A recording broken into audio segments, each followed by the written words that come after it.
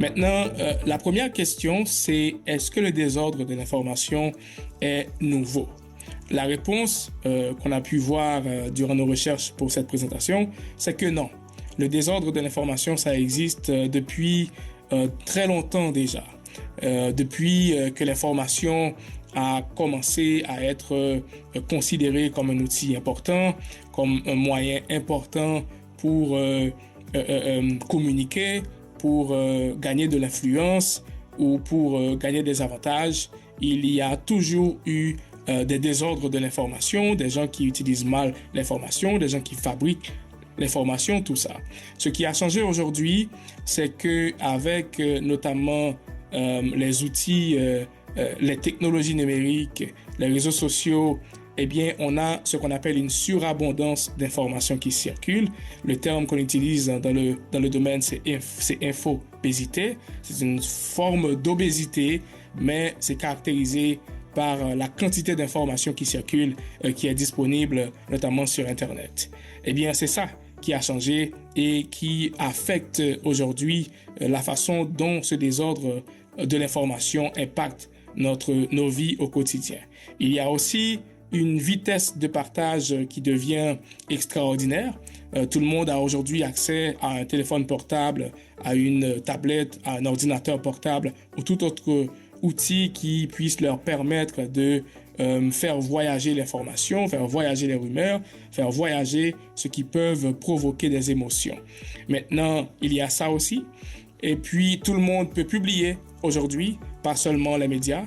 Nous ne sommes plus à l'ère où les médias se trouvaient en haut de la montagne et partageaient le peu d'informations qu'ils voulaient diffuser à la population. Nous sommes aujourd'hui à l'ère où tout le monde peut être une source d'information, une source qui produit de l'information pour la consommation publique. Et nous avons aussi aujourd'hui la compétition pour être le premier à donner la nouvelle, qui fragilise également la vérification des faits.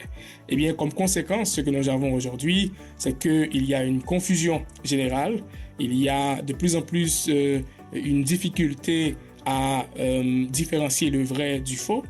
Il y a aussi une perte de confiance énorme, notamment envers les médias, les journalistes ou envers les institutions de manière générale.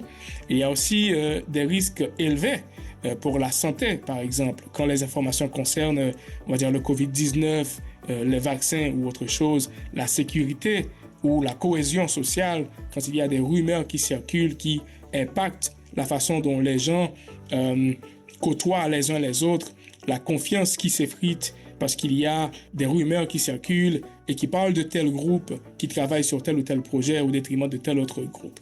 Il y a bien entendu l'autre conséquence qui est la pression accrue sur les journalistes. Nous autres qui sommes dans les médias, nous avons une pression énorme qui est aussi une course à essayer de vérifier l'information, à essayer aussi d'accompagner notre public pour lui dire cette information qui circule depuis ce matin n'est pas vraie. Nous avons pu discuter très rapidement avec des sources et des responsables et voilà ce que nous avons pu récupérer comme information. Faites attention. Donc il y a ce qui a changé, l'infobésité, la vitesse avec laquelle les informations circulent en ce moment et le fait que tout le monde a accès aux outils pour publier l'information, mais aussi la course au scoop qui aussi fragilise la situation davantage. Et comme conséquence, on a vu rapidement la confusion qui dégénère, la perte de confiance, les risques pour la santé, la sécurité ou la cohésion sociale, mais aussi la pression pour nous autres journalistes ou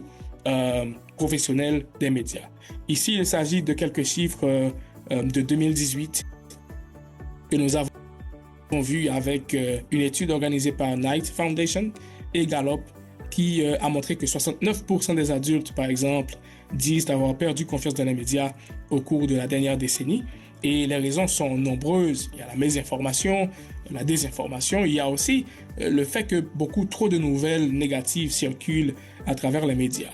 Un autre chiffre encore parmi les républicains a montré que 94% des gens n'ont plus de confiance dans les médias. Et on peut tout de suite comprendre, si vous vous souvenez par exemple de l'élection de Donald Trump et aussi c'est lui qui est la personne à avoir popularisé le terme de fake news. Les gens perdent de plus en plus confiance dans les médias quand ils voient des leaders influents comme Trump qui tirent à boulet rouge au quotidien sur les médias qu'ils n'aiment pas ou les médias qui donnent des nouvelles qui sont présentées de manière peu favorable à sa personne. Et nous avons 42% de démocrates qui déclarent avoir perdu confiance dans les médias, toujours selon cette étude de 2018.